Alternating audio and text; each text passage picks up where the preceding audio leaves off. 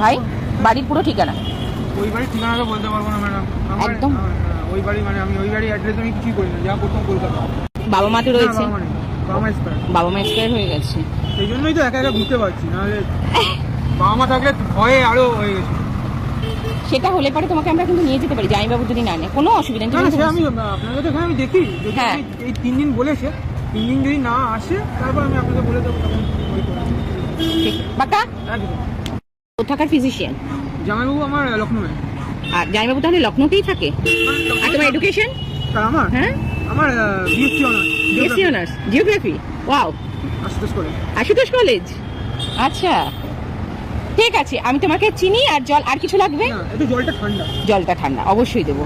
আর biscuit খাবার everything কিছু লাগবে না? একদম। আমি কিন্তু একদম পাক্কা বললাম, তুমি কিন্তু একদম নিশ্চিন্তে থাকতে পারো। একদম কন্ট্যাক্ট নাম্বারটা রেখে দাও, কোনো অসুবিধা হলে তুমি আমার সাথে কন্ট্যাক্ট করো, আমরা তোমাকে একদম সেরকম সেফ টু জোন জায়গায় দেবো, তোমার কোনো সমস্যা হবে না। বাড়ি বসিরহাট। এখানে কবে থেকে? 7-8 দিন আগে। আচ্ছা, কি করতে এসেছিলে সল্টলেকে?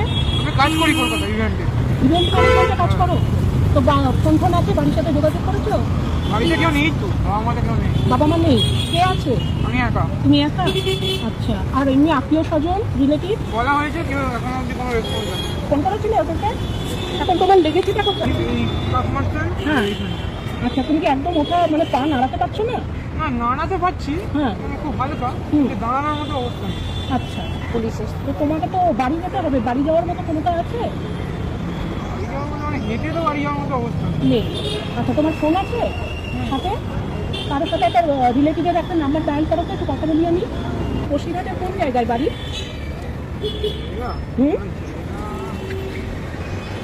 দিলীপ মেমোরিয়াল স্কুলের কাছে। হ্যাঁ, দিলীপ মেমোরিয়াল স্কুলের কাছে। নিতে পারছি না। দিলীপ মেমোরিয়াল নাম? আমার নাম মনোতোষ চক্রবর্তী। মনোতোষ চক্রবর্তী। আচ্ছা, সুদীপা চক্রবর্তী। কতদিন আগে মারা গেছে ওনারা? 2022-এ? 21-22 পরপর। আচ্ছা, তারপরে তুমি এতদিন একাই থাকছো বাড়িতে? আচ্ছা, কাজ কতদিন করছো? 1.5 বছর। আরবান ভিলেজের কাছে ভাড়া থাকছো। আচ্ছা, ঠিক আছে, তুমি তাহলে আপাতত বসো, আমরা চেষ্টা করছি তোমাকে কোথাও অ্যাডমিট করা। ঠিক আছে, বসো।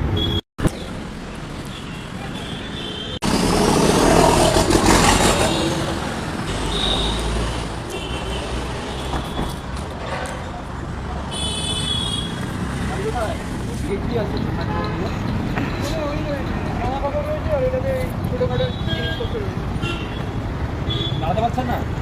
নাড়াতে বলতে না, নাড়াতে পারবো, মানে হালকা পাচ্ছি, কিন্তু নাড়াতে পারবো না। আর ওই হবে না, মুভমেন্ট করতে পারবো। এনজিওতে পাঠাতে হবে। আমাদের এনজিও? হ্যাঁ, এটা আমাদের এনজিও। এই বসিরহাটে থাকে, আমি কালকে এসেছি। আচ্ছা, তো কালকে অ্যাডমিশন করব হলো না স্যার? বলছিল বাড়িতে লোক আসবে। কেউ নেই। অনাথ আছে, তারপরে এও তো আছে, মানে ওদের কিছুটা মেন্টাল ডিস্টার্বও আছে মনে হয়। মানে ইনি রিকভার হয়ে যাওয়ার পর আপনাদের কোনো সোর্স পর্যন্ত ঢুকিয়ে সেটা তো আপনারা আগেও অ্যাডমিট তো করুন, আগে তো আপনারা অ্যাডমিট করুন ওনাকে, তারপরে পার্টটা তো আমরা দেবো। আমরা তুমি অ্যাডমিট করতে পারবো। গাড়িতে উঠতে পারবে? মৈনাক চক্রবর্তী বাবার নাম? চক্রবর্তী।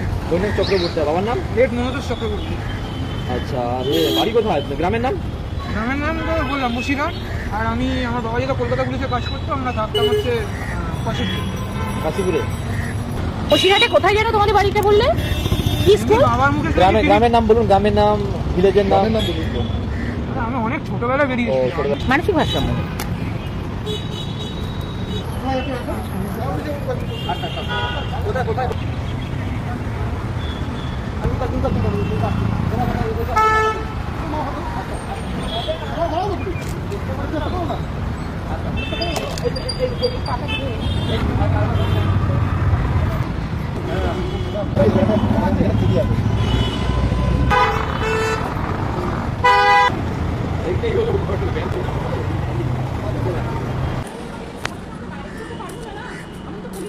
তুমি এইরকম বসে আছো, এরকম ভাবেই থাকবে?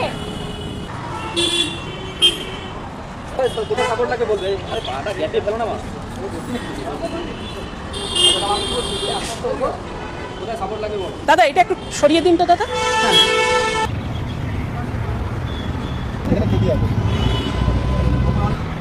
না না, আমাদের এনজিওতে পাঠাতে হবে। আমাদের এনজিও? হ্যাঁ, এটা আমাদের এনজিও। এই বসিরহাটে থাকে।